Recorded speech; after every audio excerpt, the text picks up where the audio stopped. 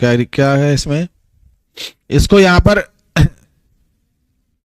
क्या करना है, हाँ साइंड अनसाइंड है जो बदलने, चेंज करिए, करिए भाई। क्या बोला गया था, perform the arithmetic addition of the two decimal numbers given the list one using the signed complement system as the correspond output of the list 1 with binary number representation in the list 2, choose the correct answer from the given options। तो किसी भी decimal numbers को हमें टूस complement से change करना है और हमें साइन मैग्नीट्यूड रिप्रेजेंटेशन भी आना चाहिए कि माइनस को कैसे करते हैं, है ना। तो फटाफट करें, बताएं।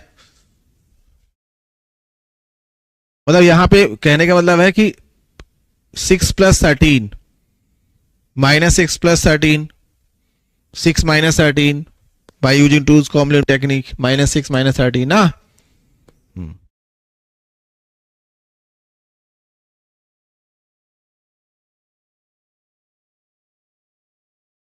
तो आज के लिए इतना ही रखेंगे हम लोग, ये वाला क्वेश्चन लास्ट होगा और आई होप, मैं आशा रखता हूं कि आप अच्छे से पढ़ लेंगे और अच्छे से कर रहे होंगे। अगर नहीं कर पा रहे हैं तो बड़ी समस्या है फिर आपके साथ। उसके लिए एक ही तरीका है कि आप हमारे साथ रहें, और नहीं सत्य बात है। क्या नाम तुम्हारा? हाँ देखिए, मैं एक बार डिस्क्राइब करता हूं। ये 6 अगर है तो 6 ये डेसिमल में लिखा गया है, बोलिए। तो 6 को डेसिमल से आपने कन्वर्ट किया बाइनरी में, तो बाइनरी में कन्वर्ट करने के लिए 4 और 2 क्या होता है, 6 होता है ना, बोलिए। तो क्या लिखेंगे, 0 1 0 1। ये कहां करा दिया है? हाँ 1 1 0 ऐसे लिखा ना। 0 मान लो तुमने यहां लगा दिया, ठीक। ये 2 की पावर 2 है, ये 2 की पावर 1 है, ये 2 की पावर 0 है, ऐसे बढ़ता जाएगा। अब क्या करना है, इसका वंस या टूस कॉम्प्लीमेंट निकालना है, ठीक है। अब इसका हम लोग वंस कॉम्प्लीमेंट निकाल रहे हैं। तो वंस कॉम्प्लीमेंट में सीधी सीधी टेक्निक है कि 0 को 1 से चेंज कर दो और 1 को 0, मतलब फ्लिप। क्या कर देते हैं हम लोग, फ्लिप कर देते हैं। डायरेक्ट टेक्निक होती है। अगर आप वंस कॉम्प्लीमेंट आपको बिल्कुल नहीं आता हो, है ना, कोई आपको रेडिक्स -1 और रेडिक्स है ना कॉम्प्लीमेंट आता ही ना हो, कि आप बेस से घटाते हैं, वो सब हटाने के बाद, है ना, मान लेते हैं कि आप बिल्कुल 0 है, तो मान लिया इन्होंने। तो 0 की जगह क्या हो गया, 1। 8 बिट है,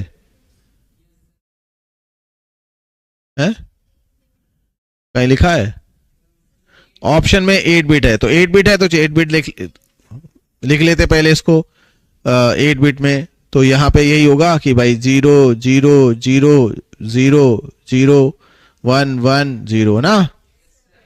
हाँ 8 बिट मतलब वो 0 इधर बढ़ा लेने, कोई समस्या नहीं। कंप्यूटर मतलब मैथ ही है सब कुछ जो है। मैथ से अगर आपने पार पा लिया तो सभी कंप्यूटर क्या है, हा?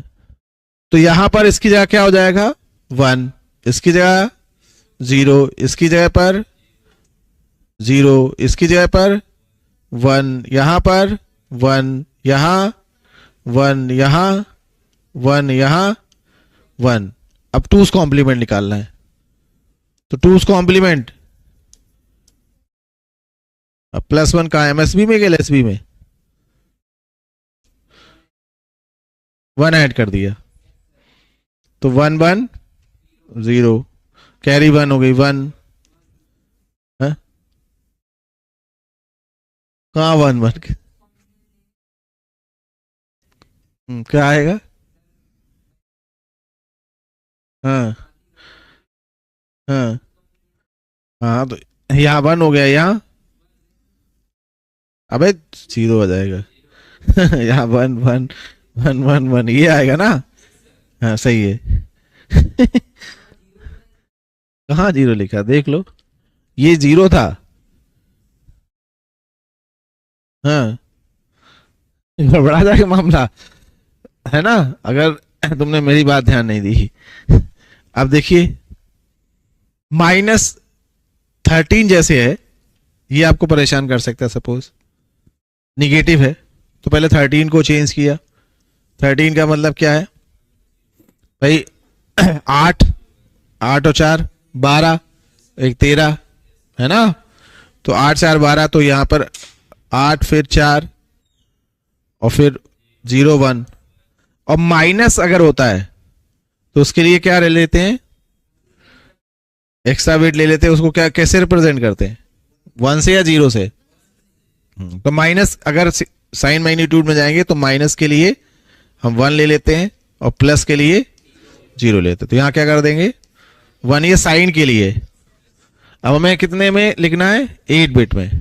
तो क्या होगा, हाँ 0 0 0।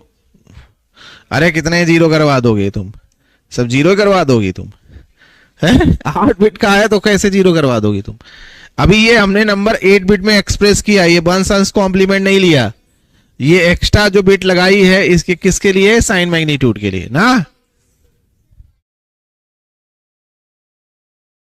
अच्छा ऐसा है, हाँ अपने आप हो जाए।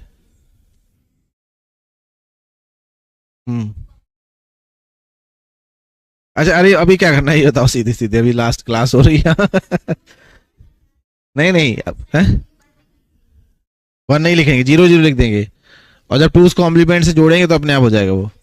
ठीक, तो ये 1 और 2 कॉम्प्लीमेंट कर लेंगे। चलिए आज के लिए इतना ही रखेंगे, बंद कर दो आके आज।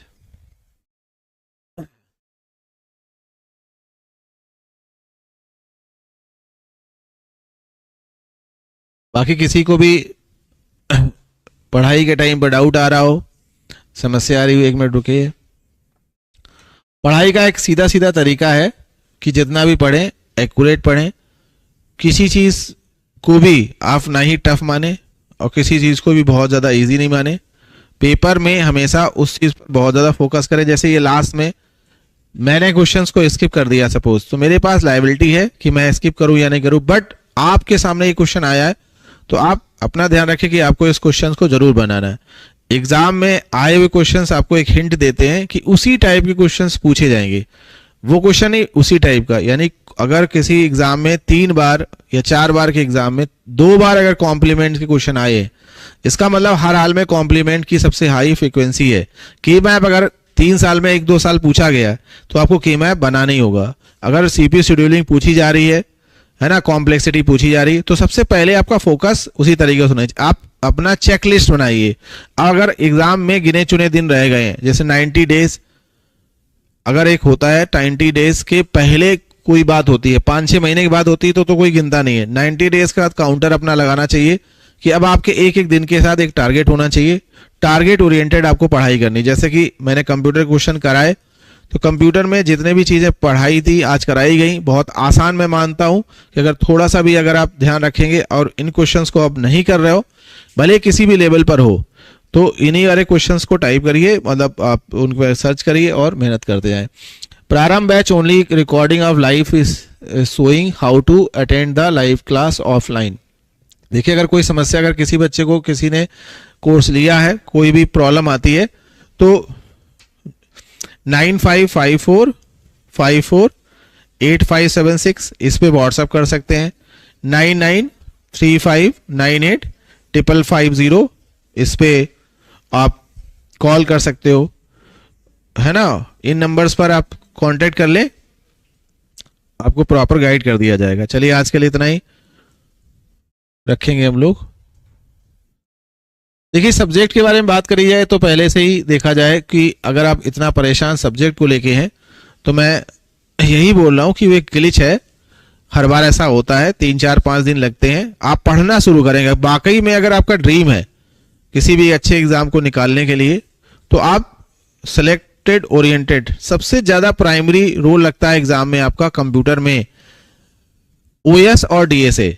इनका मेजर रूल रहता है, अगर आगे भी सिलेबस में कुछ भी रहेगा ये दोनों चीजें, क्योंकि कोई भी अगर बच्चा हुआ कंप्यूटर साइंस की अगर वो समझ रखना चाहता है, आगे अगर फिट बैठना चाहते हैं, तो ऑपरेटिंग सिस्टम एक बेसिक पार्ट होता है कि ऑपरेटिंग सिस्टम को आना चाहिए। और डीएसए की डिमांड अभी है हमारे आगे के कंप्यूटर वर्ल्ड में, तो डीएसए का एग्जिस्टेंस हमेशा रहेगा। इन दोनों सब्जेक्ट पर हमेशा ध्यान रखना है और इन्हीं को अभी अच्छे से पढ़ें। जब 3-4 दिन बाद फिर से कोई चीज आएगी तो अपडेट जरूर कर देंगे। ठीक।